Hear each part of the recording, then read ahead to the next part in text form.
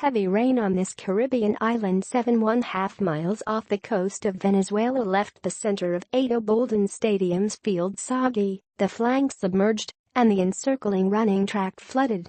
While the team's 10,000 pounds of equipment included 200 boots, 65 balls, 60 rain jackets and 30 cases of Powerade, a Bailey Bridge was not in the inventory, so many American players were carried onto the field in an attempt to keep their feet somewhat dry for the final training session before Tuesday's match against Trinidad and Tobago. "I saw the field, and I just kind of giggled," star American midfielder Christian Pulisic said. The Trinidad and Tobago Football Association said in a statement that water will be pumped off the track, and all parties are confident the game will be contested. It said the decision whether to use the field is up to the match commissioner, Hector Canchola of Mexico.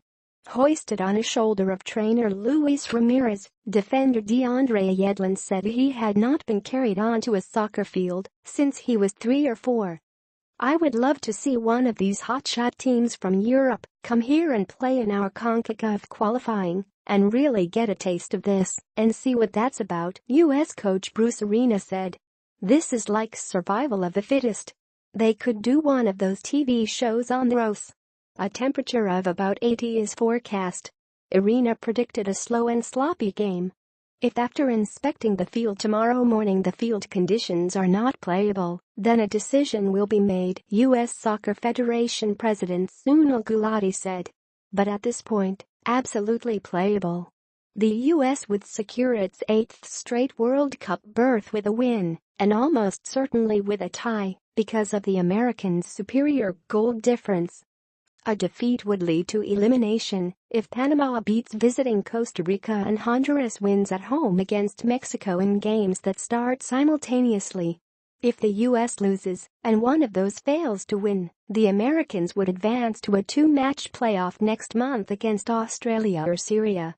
If both Central American rivals fail to win, the U.S. would qualify even with a defeat. Losses in home qualifiers to Mexico in November and Costa Rica last month put the U.S. in this precarious position. The Americans had not entered their last qualifier uncertain of a berth since November 1989, when Paul Caligiuri's 30th minute goal gave them a 1-0 win at Trinidad and put the U.S. in the World Cup for the first time since 1950. If you want to play in a World Cup, you deal with nights like tomorrow, and you find a way to not only deal with them, but to come out on top in more of them than you don't, American captain Michael Bradley said. Bradley said players will be aware of the other scores, which will determine how much they need to press for goals or fall back.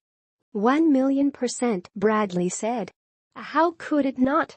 28 years ago, the U.S. needed a win and TNT would have reached its first World Cup with a draw. It was also what was on the line for U.S. soccer. "We were broke," Caligiuri said. "We'd be stripped from the World Cup and not hosted in 1994. The majority of us would not have jobs. We wouldn't be playing professional soccer." That match was in Port of Spain's National Stadium before an overflow crowd of 35,000. This one is 24 miles south near the world's largest methanol factory, in a 16-year-old, 10,000-capacity venue named after a gold medal-winning Olympic sprinter.